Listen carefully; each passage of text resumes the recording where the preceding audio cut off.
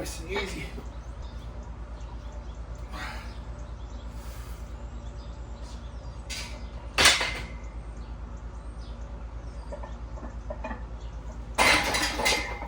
Whew. All right, we're warmed up. We're ready to do our top singles, day 27 of the prep. It's our main bench day. So, like I said, we got singles. 260. I think it just moved pretty good. Our last warm up was 245, and that moved fairly well. So, my last video I recorded 2 days ago, at least my workout, my vlog. That was my squat and deadlift day. That really goes so well. Felt pretty sick that day. I think I figured out why and how, but that's a different story. But felt terrible during that day. So if this moves well, I'll actually kind of be a little surprised, just because we took such a big dip on that deadlift and squat day. The plan was to squat like 380 and deadlift like 390 to 405 or something. We ended up hitting 315 for both in the single just because we were sick, but it seemed to be over whatever it was. This seems to be going pretty well so far. So we'll do this. This should hopefully be an RP7. I think it was. The last warm-up said flew. At least to my standards, it flew. So we're just trying to kind of walk for a second. Honestly, just kind of pace around. But yeah, this is going a lot better than I thought it would. We switched some stuff up on our main bench day to what I was doing, just because my right pec tendon, rotator cuff, that whole area right here where everything connects. Just get real irritated from doing inclines, guillotine presses, dumbbell flies, stuff like that, which we knew. If you guys have watched any of my previous videos about bench, I've talked about this. I knew this day was going to come, where at some point everything kind of runs out. Those three things are the three biggest things that help grow my pecs, but they are things that I am not able to do year-round. I don't have the tendons for it in my pecs apparently. I don't have the tendons in my shoulders at all for it. So just not something I'm able to do long-term. But we can do this. We can do comp stuff. We can do flat bench stuff. So we use it, get our pecs to grow a bit, take it out, get back to straight stuff. All right, RP6, 7, sorry.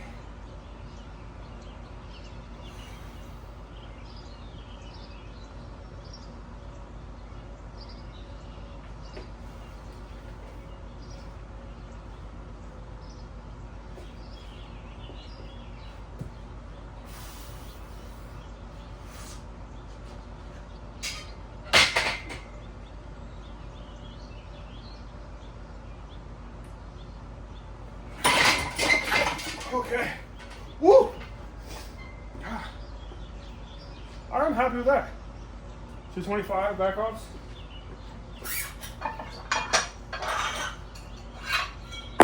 Cool with that. Fine. Feel this weight off. As you guys can tell, I only got a mop. So my floor shouldn't be absolutely disgusting anymore. It's gonna take forever to dry today. It's super humid. So floor's gonna be wet the majority of my workout. Oh, it looks a lot better. A lot better. That bird got in there that one day and kind of crapped everywhere. I got as much as I could, but I didn't get all of it. So yeah, it looks some better. All right, let's do these back offs. We're gonna do back offs. I did still want to do something that was very pec focused as my second movement of the day. So instead of doing like the incline and stuff, I just took it back and we're gonna do reverse grip bench. I've had a lot of luck with that. Sometimes it can have a little bit of irritation to my shoulders, so we're gonna try it. If it doesn't work super well, what we're gonna do is go to the Swiss bar up here, and that is, I do a reverse grip on that, but instead of it being so turned all the way, it is angled a bit. It's like a good in between, is what I can do. And in between being like at a neutral grip and what, a supinated grip, right? It's like in between those two. So we can do that, but we're gonna do our back off sets. We gotta do what, a 4x5, I believe it is. 4x5, 225. We're gonna cap it at RP7. So what that means for me, in my programming is if any of these sets get over an RP7, it's done. It stops there. We cut it. If that means we only do 2 sets, 1 set, 3, or we get to all 4, then fine. But we gotta cap it at 4 sets. At max, we're gonna do at least 4. And if any set gets over an RP7, then it's time to call it. So I've done that. I've picked that up, actually, I should say, from other people's like AI programs, like anything that like is AI programmed. A lot of times, if you hit certain over a certain RP cap, it'll cut you. Now, a lot of the programs have you like go to like an RP like 9. But that doesn't make a ton of sense to me because if I'm already at 9 to 10, what's one more set really gonna do? Like I'm already at failure. Like I don't know. I feel like you've already reached the point where your fatigue's higher than stimulus. So whatever. What's it really matter? But for this, we're trying to keep our fatigue down. So let's do this back off sets. We're gonna do the reverse grip, and then I'm gonna do some dips, which sounds crazy, saying that I just have a problem with my shoulder being irritated. But I like the way the dips put my scapula in a different position, and I'm able to put more of that weight on my triceps, which means that I then can focus on where the weight goes on my pecs and how much of it is going on my pecs. Does that make sense? I have more control, I feel like, to where depending on how I'm leaning in that position, I can kind of allow myself to take tension on and off of my pecs as I'm coming down and back up. So we haven't done dips in a very long time. I have no clue what we're gonna do. We're gonna do weighted ones, but who knows? But let's do these sets. That's it.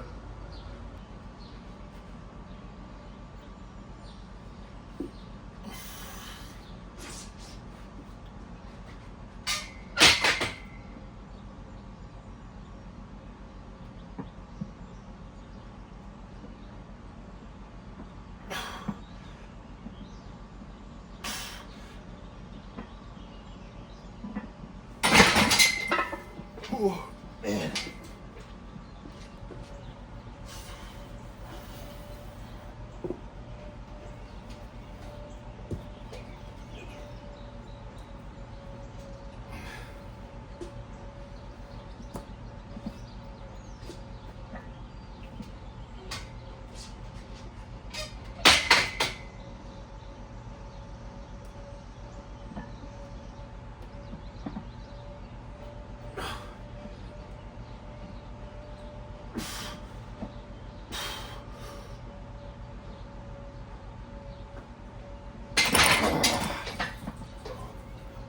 Oh.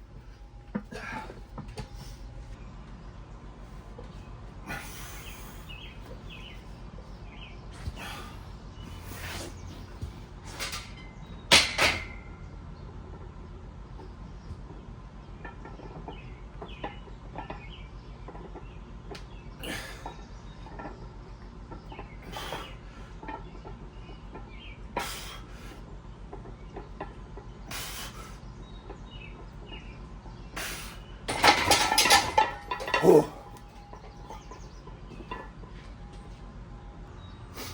All right, we're doing these reverse grip bench. So I want to kind of talk about it for a second, break it down, kind of how I do it and what I think about when I'm doing this reverse grip or why.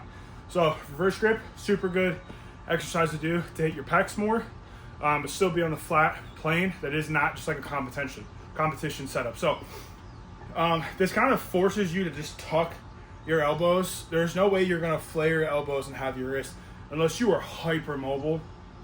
All it's going to do is when you grab this bar, your elbows are forced in. You're going to have to come down. You get a nice big stretch on your pecs, and you kind of have to like drive with your pecs up. There isn't a ton of like tricep here, right? I feel like we have more strength in this position for our triceps, but once we go underhand, this is more of like an awkward position to be in for our triceps to really push. So a lot of that off the chest is going to come strictly from like your pecs like being forced together and forced up, right? It's kind of like we're doing like you're doing like an incline, like a cable fly.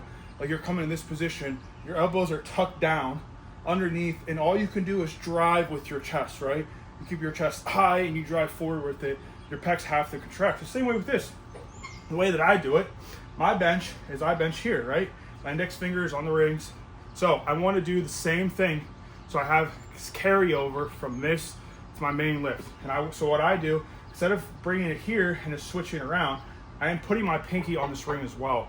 Because that's the hand like position that I'm in here. So all we're doing is spin it around. We're not bringing it in closer. We're going to do the same position. So here, so real quick. So pinky's on the ring.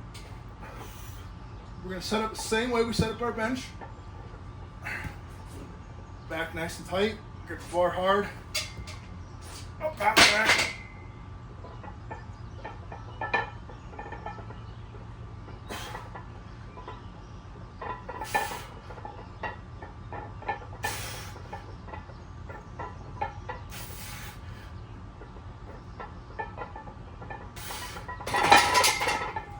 Just like that.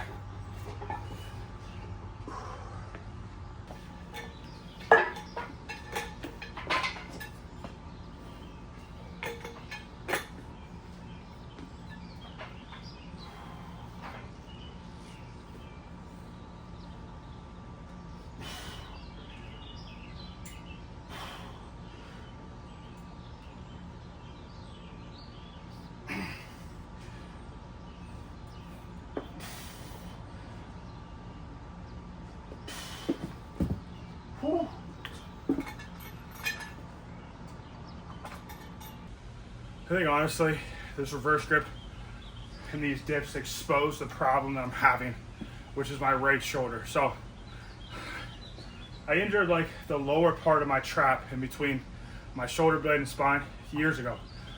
Doing like a chest supported T-bar row. I was trying to get my scap to like, I can't think of the word right now, not retract, but you know what I mean. Trying to get my scap to like move and be fluid. That way I could, move it in and out of like retraction. So I got a little too far and something popped, whatever. I heard it. Now since then, this shoulder blade has a really hard time staying like down and back and staying where it needs to be. And my shoulder blade has a tendency, as I push them together and push them down, it has a tendency to do this. And the bottom has a tendency to like flare like this direction, which causes this side to like kind of drop. So I find a lot of times in the reverse grip or this dips, when I'm down here like this, right? I find a lot that like this shoulder will come even farther than what my left one will. And they'll come and they're uneven. I shift to the side really bad. And even when I push, you guys probably saw the reverse, that right side as I fatigue, the left side pops and this right side like lags behind. So something's going on for sure strength-wise with my scap. And these expose it, so this is kind of why I want to do it. So I want to do the things that expose my weaknesses and my problems. And this is a problem. This is a huge problem that I have. This is something major. This is something I need to figure out. Because this is exactly what's going to restrict me from benching over 3 plates.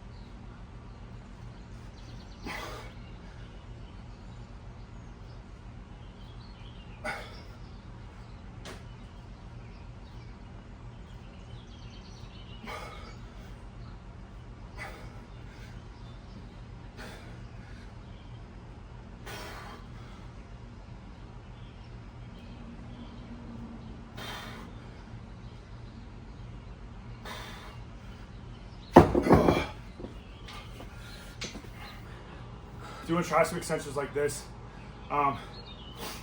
you know, I've done every type of way with these. I've done incline, I've done on the floor, I've done standing, almost like just like a saw crusher you would, but have more like a roll sensation with it.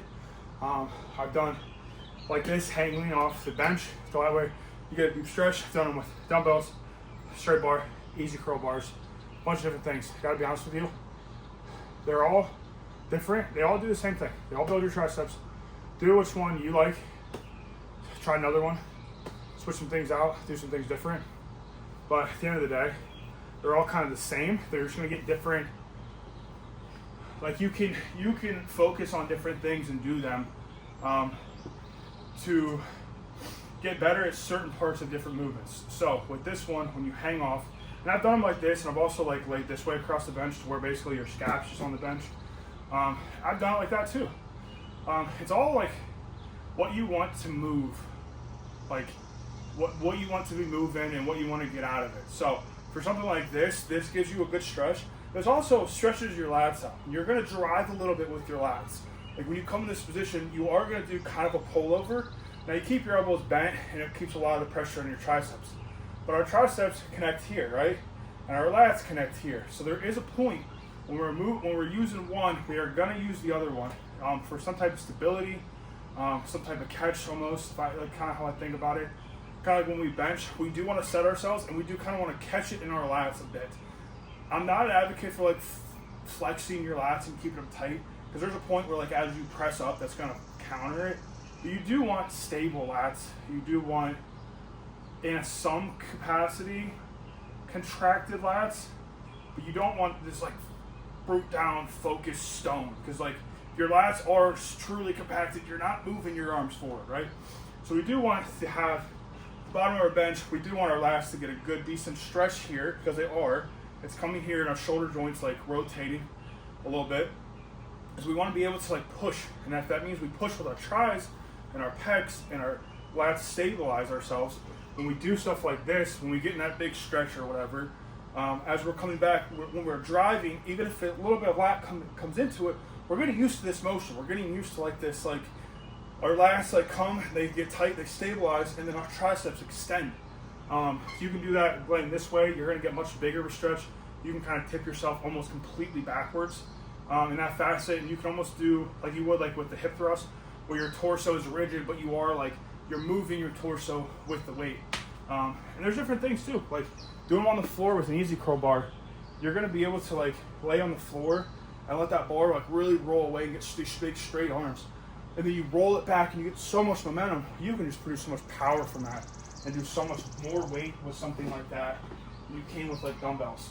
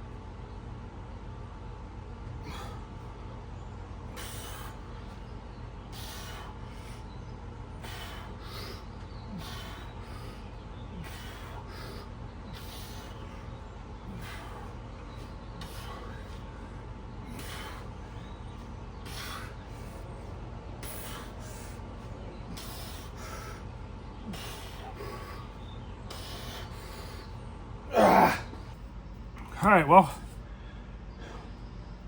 pretty good day, not gonna lie. Pretty good training. Everything went pretty much how I wanted to. Single moved great, back off sets were fine. Adding the reverse grip was great. The dips, I miss doing dips. Forget what I got up to on dips. I think I've done 3 plates before for like 2 or 3 reps on dips. So I'm excited to hopefully build my dip back up to something like that.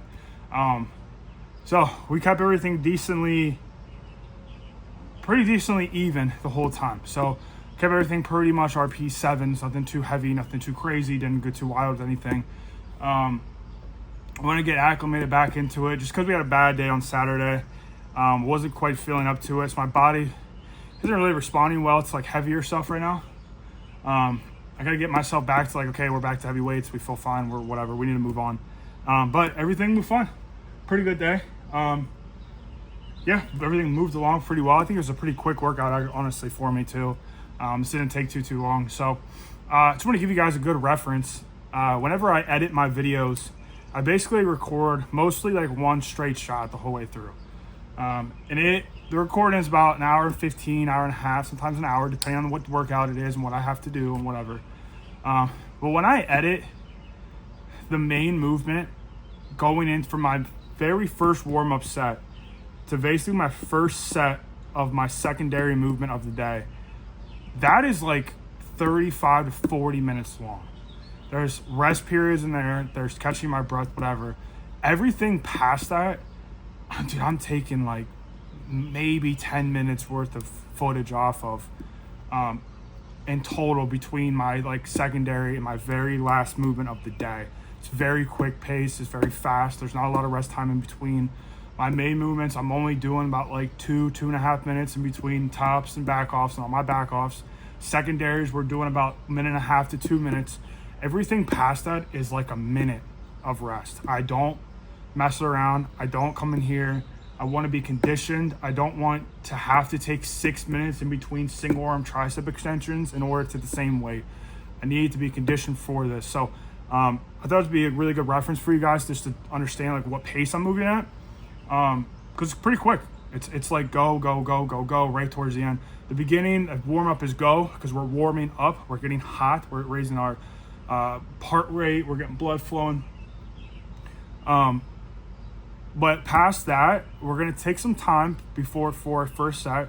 We're going to take times to our back off sets all the way through. We're going to take time to go from our back off to our secondary. But then the rest should get shorter and shorter and shorter to the point where like those single arms and the dumbbells, I'm going to edit it out. I bet I'm going to edit out like 40 seconds, 40 to 50 seconds. That's it. If you need more time than that, you're not conditioned. You need to be conditioned more, which I'm going to say is going to start with your warm-ups. I think it's a different topic, but I think it's crazy to call it this, but Matt Winning has like the winning warm-ups. It's not really like his warm-ups. People have done it forever. But I'm not trying to throw shade. That's not the point of this. But you can look at like winning warm-ups. It's the only thing I can think of what they're called, what people call them. But like Matt does have good points with it. I don't think that he coined it. He didn't come up with it. But regardless, doing set exercises and just going from one to the next, and recycling until you're warmed up and having like a lat, a tricep, a quad, a hamstring, a pec, stuff like that, just to get you through the groove. No matter what the day is, it doesn't matter. Warming our legs up, warming our back up, our core, our chest, our triceps, our biceps. Like we're warming our entire body up, and then we get into our warm-ups. Doing something like that, do that type of conditioning. Like you should kind of go into your first set with sweat. You should kind of go in a little like, not fatigued, but like you should feel a small pump in everything that you're using. Your chest should be just a tiny bit pumped. Your triceps just a tiny bit pumped. And if they're not, your warm-ups, maybe you need to take the step back of your main stuff and your back ups for now. And you go a little tiny bit harder in your warm-ups. And not even your warm-up sets before, but your warm-ups before you even get in there with the stuff you do with your bands. Are you doing pull-ups and push-ups and all that stuff? Are you doing goblet squats, lat pull-downs? If you're doing that stuff, maybe you need to go a little tiny bit harder, which means no rest period in between. Just bounce from one to the next, to the next, to the next, to the next, till you're fully warmed up. You'll see that I added that in and my stuff went down for like 2 or 3 weeks. And then past that, my conditioning went up and then my sets were totally fine. And if anything, it helped. I come in, I'm more acclimated. And it makes it to where when I'm on a crunch time, I don't need 6 minutes in between sets. I can rush if I need to. And sometimes it's what you need to do. But I just want to show like the pace that maybe I'm moving at. Maybe one of these days I will do a full video on my warm-ups and break it all down. Maybe I'll do that on Wednesday. I'll just go through a whole warm-up routine and show you like what pace am I moving at here? What type of weight am I moving here? What is my goal here? What's my movement? Why did I pick this? All that type of stuff. And we'll break it down from there. And it'll show like that's where your conditioning starts, and then you keep it going after your main movements. Your main movement you want to focus on, take the time. If you need time to recover, you take the time to recover. Past that, everything else past that should be go, go, go, go, go. In some aspect, catch your breath, get your heart rate back down, go. Like we want, at least in my head, I want to keep the fatigue there. I want to keep the lactic acid in my muscles. I want to keep blood flowing and pumping there, all that type of stuff. That's where growth happens. At least in my head, it's like kind of an older school thing, a way to think. A lot of guys from like West Side think that way or whatever, but a lot of like that era. So I think there's a lot to say with long rest periods in your main movements, but not. Do I really need to take 10 minutes between a single arm tricep extensions? I don't know. Don't really think so, but I don't know. Let's call it there. We'll call it quits for the day. Everything moved super well. Super happy with the day.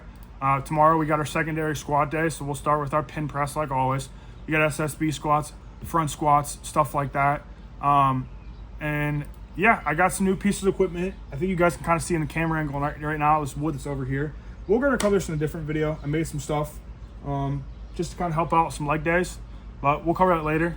I know it's been in the view and I haven't really touched on it at all, but we're going to give like a full deep dive breakdown into what this stuff is, why I got it, what it is, what it does, blah, blah, blah, blah. So, let's catch you guys in the next video. I'm going to cut it before, again, I start yapping for too long, because I will talk and talk and talk. So, if you guys made this far, God bless you. Hit like if you like the video, subscribe to my channel, helps me out a ton when you guys do that stuff. Really helps push my videos through the algorithm, which that's the game I'm playing right now. So, yeah, if you guys like this video, you can watch some more of mine. I post vlogs 5 times a week. The other 2 days I like to do something else, gym equipment, exercise stuff, you know, certain exercises or movements or whatever. So, but we're going to get out of here. There's no outro, so the video just cuts off and that's the end.